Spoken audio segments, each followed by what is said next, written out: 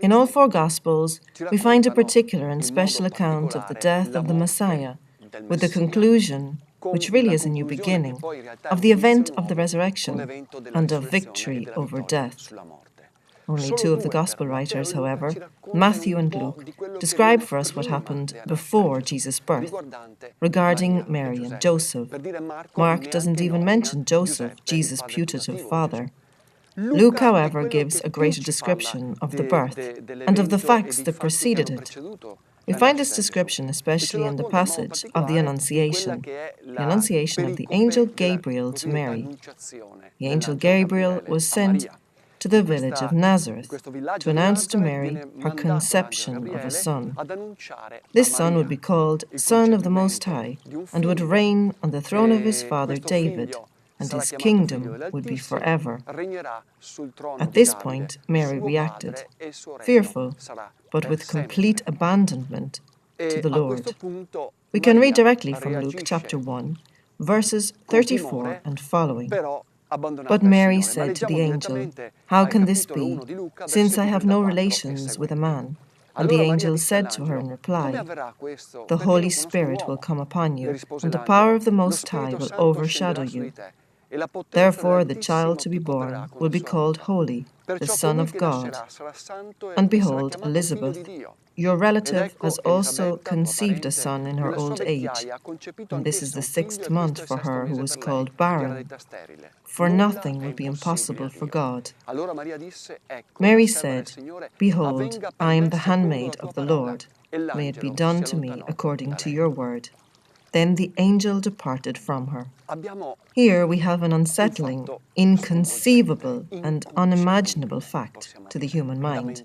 An announcement was given to this virgin from Nazareth that would have completely changed the course of history. In order to understand better the meaning and the depth of this event, we need to go back somewhat, specifically to chapter 3 of Genesis, where we find another female protagonist who was called Eve, the mother of all humankind. At the beginning of chapter 3 of Genesis, original sin did not yet exist, and Eve, together with Adam, were in a complete state of freedom. We can't really understand what this actually means, because we are sinners, as the Psalm tells us. "From my mother's womb I was conceived in sin." We don't fully understand this interior and spiritual freedom. Eve was in the position of total freedom. She wasn't influenced by sin. What did she do? She said no. In other words, she disobeyed. She released herself from depending on God. She didn't trust God, and in a certain way, she believed that God was hiding something. She used her freedom to disobey God's project. And so, after thousands of years, God prepared a completely different situation.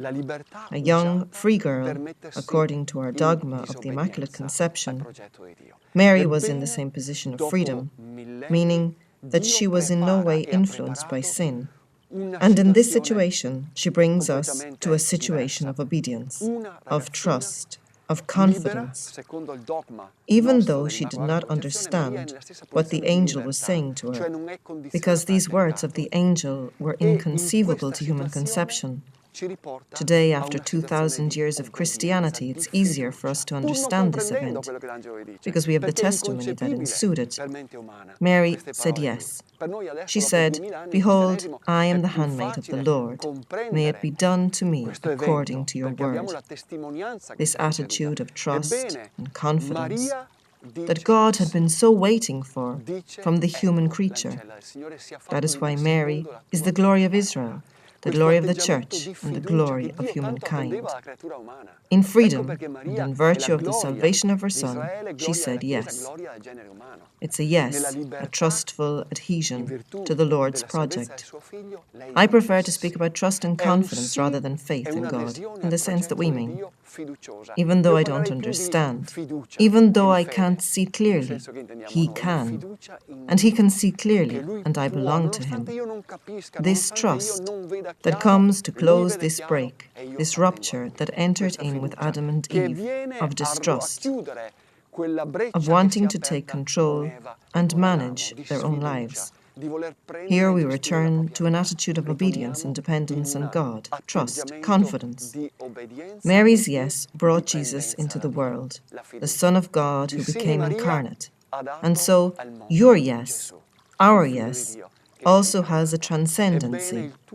Through our yes and our adhesion to God's project of love that He has for you, others too may be reached by the gospel message, and Jesus can be born in their hearts, in the hearts of others who are behind you and who are waiting for your yes.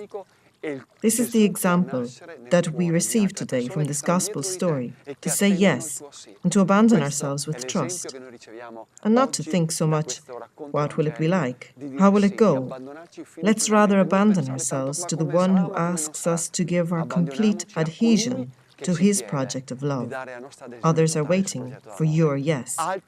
Jesus wants to be born in the hearts of men through your yes and your adhesion to the Lord's project of love. This is my prayer for you. Until the next time from the Sea of Galilee.